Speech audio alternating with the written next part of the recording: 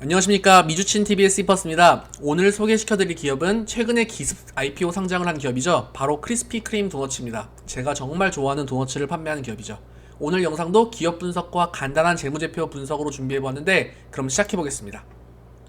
크리스피 크림은 1937년 미국에서 설립된 무려 84년이나 된 도너츠 판매 회사입니다. 여기 보이는 이런 맛있는 도너츠를 판매하는 회사인데요. 사실 크리스피 크림은 이 글레이즈 도너츠의 원조격이라고 불릴 수도 있죠.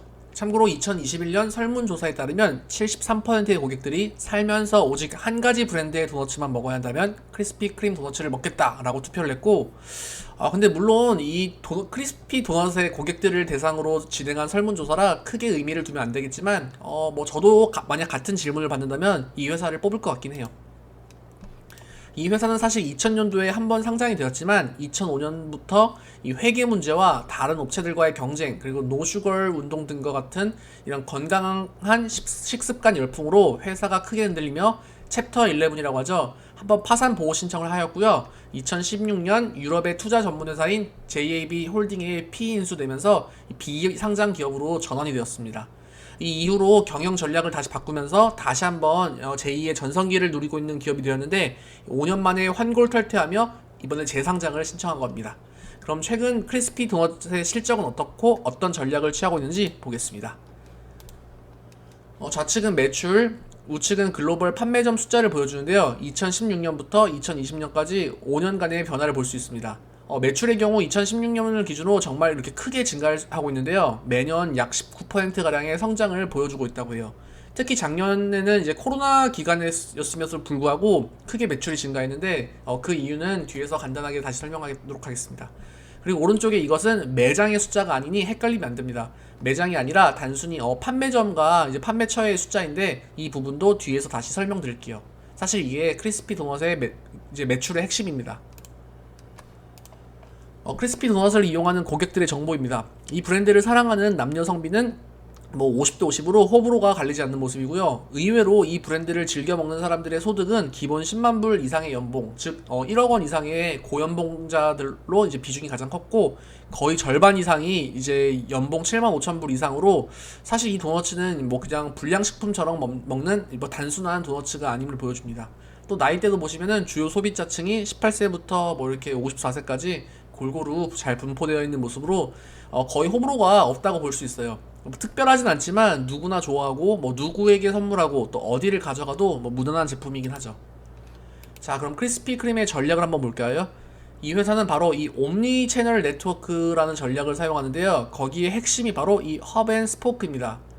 이 회사는 근처 한 지역을 이런 식으로 하나의 유기적인 네트워크로 운영을 하는데 이거의 중심은 이제 바로 이 회사가 극장 매장이라고 이제 불리우는 이렇게 생긴 매장으로 시작됩니다. 한국에는 이런 게 있을지 모르겠는데 제가 있는 미국에서는 간혹가다 이렇게 뭐 실제 도너츠가 만들어지는 과정을 실시간으로 보여주는 이제 크리스피 크림 매장이 있어요. 네, 저희 동네 옆에도 하나가 있는데 별거 뭐 아닌 것 같은 한데 저도 여기는 이렇게 아이들처럼 뭐 넋을 놓고 봤던 기억이 있네요. 이게 줄을 기다리다 보면은 이제 시간이 금방 지나가요. 보다 보면 여담이었고요. 크리스피 크림은 이런 핵심 생산 기지가 지역 곳곳에 있는데 평균적으로 1시간에 110개의 다진을 만든다고 해요. 한 다진에 12개니 1시간에 1300개가 넘는 도넛을 여기서 만드는 거죠. 이 물량을 얘네는 쉬지 않고 계속 만듭니다. 보시면 이 물량을 이 매장에서 다 소화하는 것이 아니라 이렇게 보시면은 각각 다른 체인으로 보내져요. 한 유기체적으로. 여기서 또 이제 프레시샵과 DFD 도어리라는 이제 각기 다른 전략을 가진 매장으로 보내지는데 뒤에서 다시 보겠습니다. 먼저 프레시샵입니다. 이렇게 큰 매장을 뭐 가지고 있진 않지만 교통량이 많은 주요 장소들에 작게 위치되어 있는 매장들이죠. 한국에서도 이런 건 많이 볼 수 있죠. 다음은 DFD인데 Delivered Fresh Daily의 약자이기도 합니다. 이렇게 생긴 가판대 같은 형식인데요. 이게 사실 이 크리스피 크림 도넛의 이제 매출의 핵심이죠. 이것은 어디에 있냐 하면은 월마트나 크로거, 세븐일레븐 등등 대형 슈퍼마켓들과 이제 편의점과 협력을 하면서 뭐 매장 항복판에 이런 가판대를 전시하고 제품을 판매하고 있습니다. 심지어 뭐 백화점들에도 이런 게 있어요.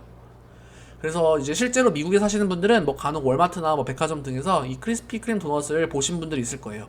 또한 현재는 뭐 도어대시나 우버 등을 통해서도 배달을 하고 있는데 예전에 제가 있던 회사에서도 배달을 통해서 크리스피 크림 도넛을 시켜 먹었던 게 기억나네요.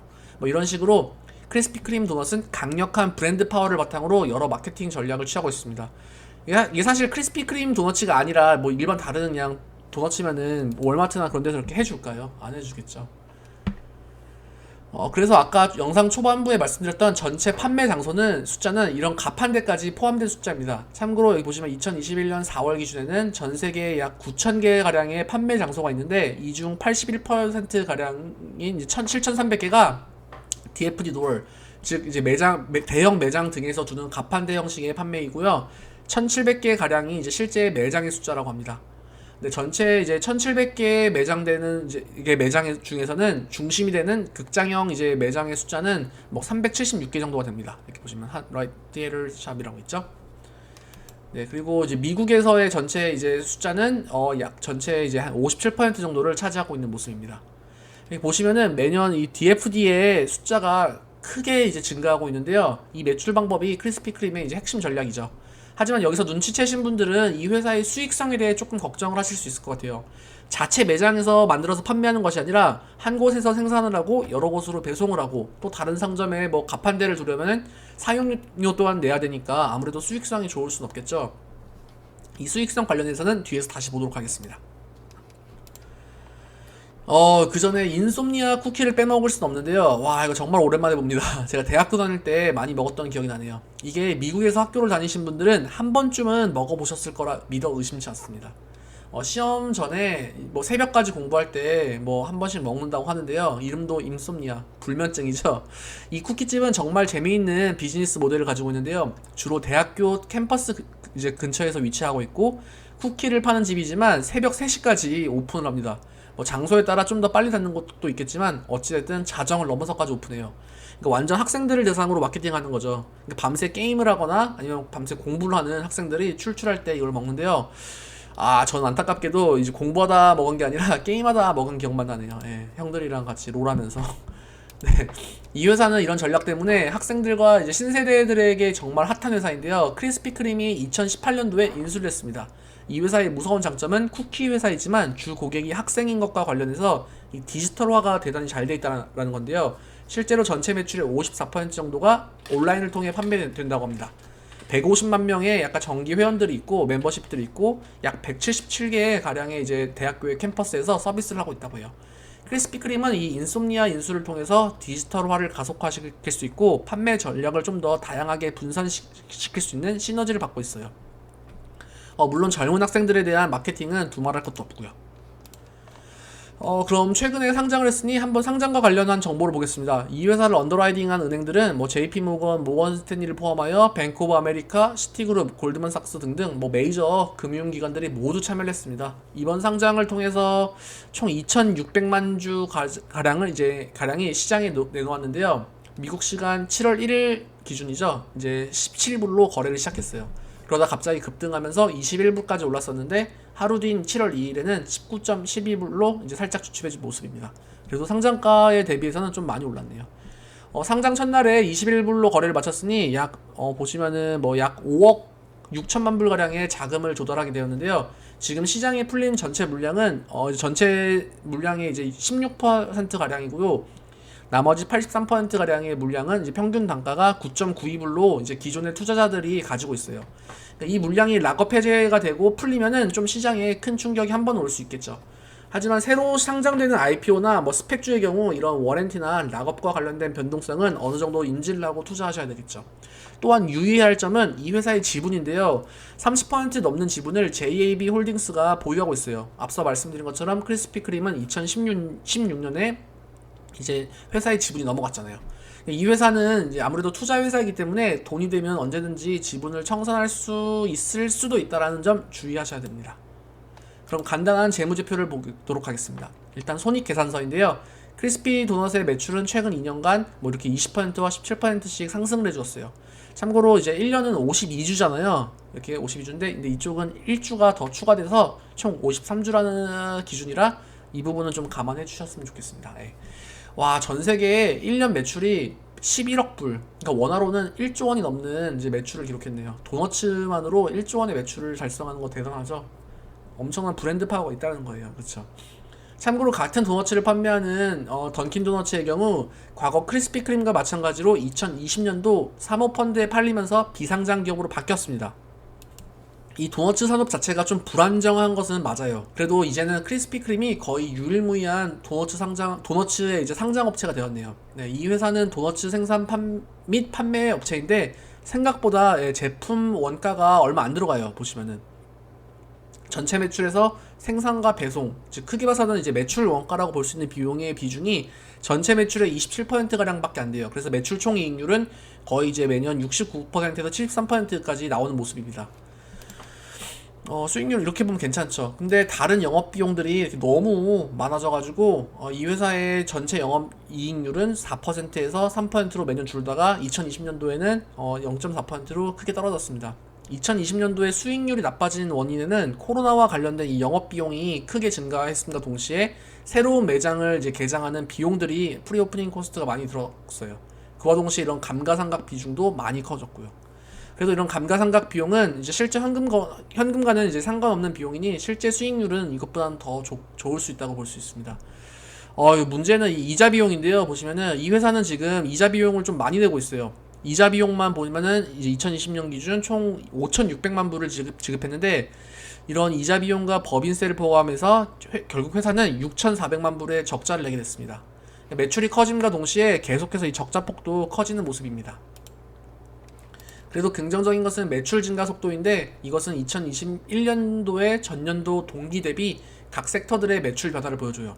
이번 분기에 이제 미국에서의 매출은 30% 증가했고 국제 시장에서도 10% 정도 증가하는 등 전체 매출이 23%나 증가하면서 이번에 역대 최고의 매출을 기록했죠.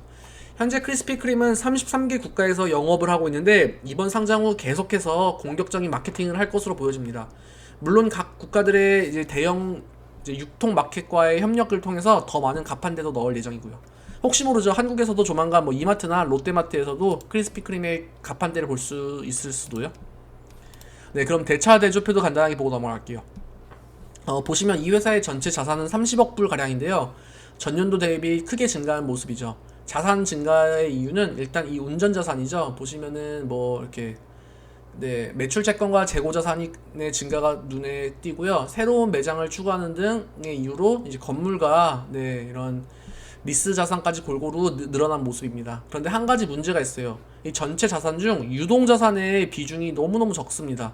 유동 자산이 전체 자산의 5%까지밖에 안 돼요. 근데 이런 식품 업체들의 이건 이제 특성이기도 하지만 좀 지나치게 적어 보입니다.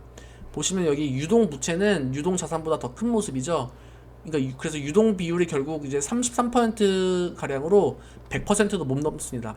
즉 1년간 갚아야 할 부채가 보유할 자산보다 더 크다는 건데 이게 산업별로 다르긴 하지만 보통은 이 유동 비율이 100%는 넘어져야지 좀 안전하죠. 예.